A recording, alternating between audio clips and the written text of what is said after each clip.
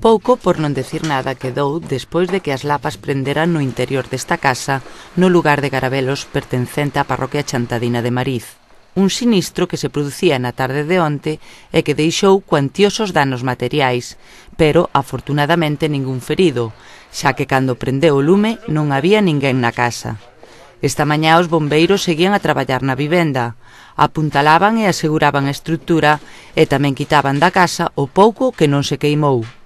Ás 6:30, máis ou menos, recibimos a chamada do 112, entonces movilizouse a primeira guardia, que son 4 bombeiros, pero dadas as magnitudes xa me avisaron para mobilizar máis medios. Entón eu que fixen é, organizar un pouco a logística xa para pedir refuerzos e mobilizar a Garda da Noite para botar unha man, porque facía falta moita xente aquí. A que hora quedou extinguido o incendio? Extinguido ainda non o demos por extinguido, démoslo por sofocado a 1 da mañá. E despois ás 5 da mañá volvemos a botarlle un vistazo e refrescalo algo máis.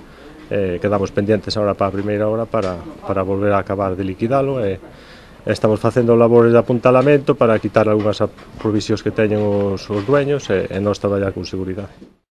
Aínda non se sabe cales foron as causas do lume, pero todo apunta a un cortocircuito producido por unha manta eléctrica. Según as pesquisas da primeira guardia que chegou, pois crese que iniciouse nunha habitación debido a un cortocircuito dunha manta eléctrica. Segundo os bombeiros, o incendio deu comezo no cuarto estendéndose por toda a vivenda en cuestión de minutos, xa que o interior da casa, pisos, escaleiras e vigas eran todas de madeira. Non temos prácticamente salvado nada, salvo aquí unha parte na entrada, o resto pois xa estaba o teito caído e os pisos eran de madeira, a casa era toda prácticamente de madeira, entonces pois non se deu salvado nada. Non había ninguén na casa cando se iniciou o lume, non? Non había nadie. En principio dicían que andaba unha persona por aquí e que tamén estaba así con oxígeno e, dudaban se estuvera dentro ou non, pero afortunadamente non había nadie pois só son daños materiales. Unha vivenda onde residía un matrimonio de avanzada idade, Norberto e Blandina, que por fortuna non estaban na casa cando se produciu o lume. Segundo nos contou unha veciña, parece ser que foi o home quen se percatou do lume cando chegou á casa e abriu a porta. Nos, cando chegamos, estaba o dono xa aquí, abrir a porta e viu que había moito fume na habitación e non pudo facer nada.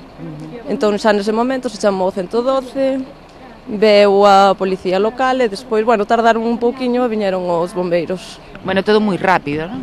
O incendio foi moi rápido. Foi moi rápido, nos cando chegamos estaba na habitación, pero logo empezou a arder toda a casa é toda de madeira e foi todo moi rápido.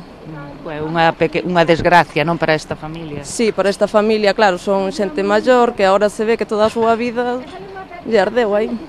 Porque antes comentábasme que vivía un señor e unha señora de avanzada edad. Sí, é un matrimonio que deben ter sobre 80 e pico anos.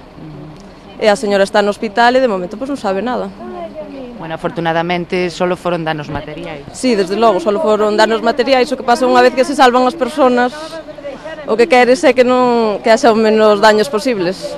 Pois quedou a casa toda derruída, toda calcinada. Sí, a casa eu penso que xa non hai maneira de arreglala. Un sinistro que impresionou os veciños desta aldea, que en hoxe pola mañá se achegaban ao lugar para botar unha man en todo o posible.